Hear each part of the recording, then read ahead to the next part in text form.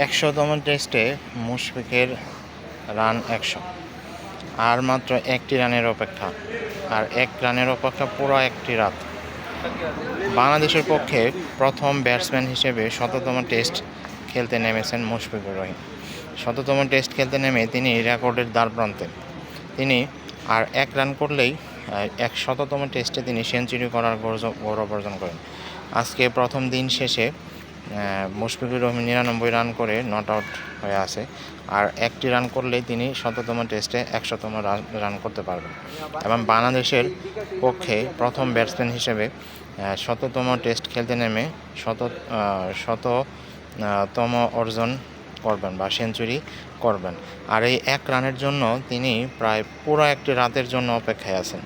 আগামীকালকে সকালে যখন খেলা শুরু হবে সবাই অধীর আগ্রহে নিয়ে বসে থাকবে, বিশেষ করে পুরো জাতি বসে আছে মাঠে। তার সতীর্থরা, তার আত্মীয় স্বজন, তার শুভাকাঙ্ক্ষী, বিশেষ করে সর্বোপরি ক্রিকেট প্রেমীরা তার এই এক রানের জন্য অপেক্ষায় আছে।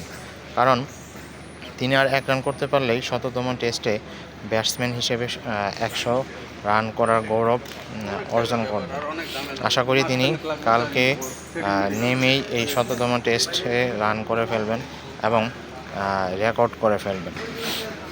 আজকে বাংলাদেশে আয়ারল্যান্ডের সাথে খেলার সময় ১০ মিনিটের একটা আনুষ্ঠানিকতা ছিল বিসিবির তরফ থেকে। সেখানে মুশফিকুর রহিমকে সম্মাননা দেওয়া হয়েছে, তাকে অনেক ক্রেস্ট দেওয়া হয়েছে এবং সম্মান। তিনি বলেছেন তিনি এই বাংলাদেশের পক্ষে ১০০তম টেস্ট খেলতে নেমে অনেক গর্বিত এবং অনেক আনন্দিত।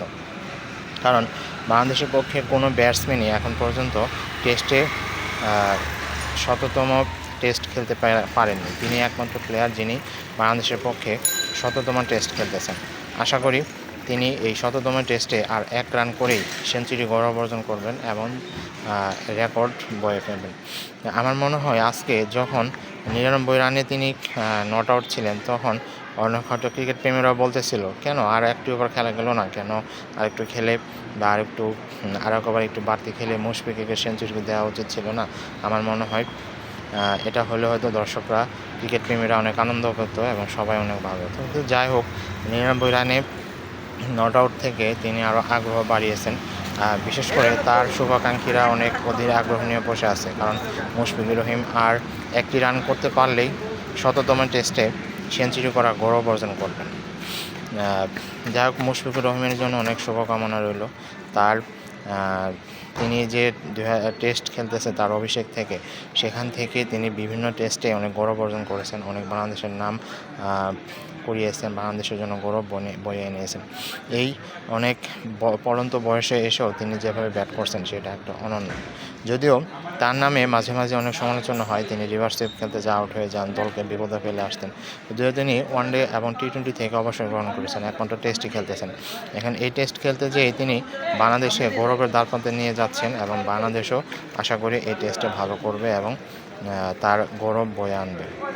মুশফিকুর রহিমের জন্য অনেক শুভকামনা রইল, তার জন্য অনেক ভালোবাসা রইল। আশা করি মুশফিকুর রহিম সেঞ্চুরি অর্জন করে ক্রিকেট প্রেমীদের মন জয় করবে এবং আমাদেরও বাংলাদেশকে অনেক জয়ের বন্দরে নিয়ে যাবে। বাংলাদেশ এই টেস্ট জিতে মুশফিকুর রহিমকে ১০০তম টেস্টে জয়ের উপহার দেবে তার সেঞ্চুরির মাধ্যমে।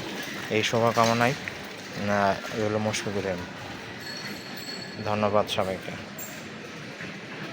সবাই অধীর আগ্রহে বসে আছি এই মুশফিকের সেঞ্চুরি দেখার জন্য। মুশফিকুর রহিম, আপনার জন্য অনেক অনেক শুভকামনা থাকলো। আশা করি আপনি কালকে প্রথমেই সেঞ্চুরিটি করে ফেলবেন এবং রেকর্ডও করে ফেলবেন।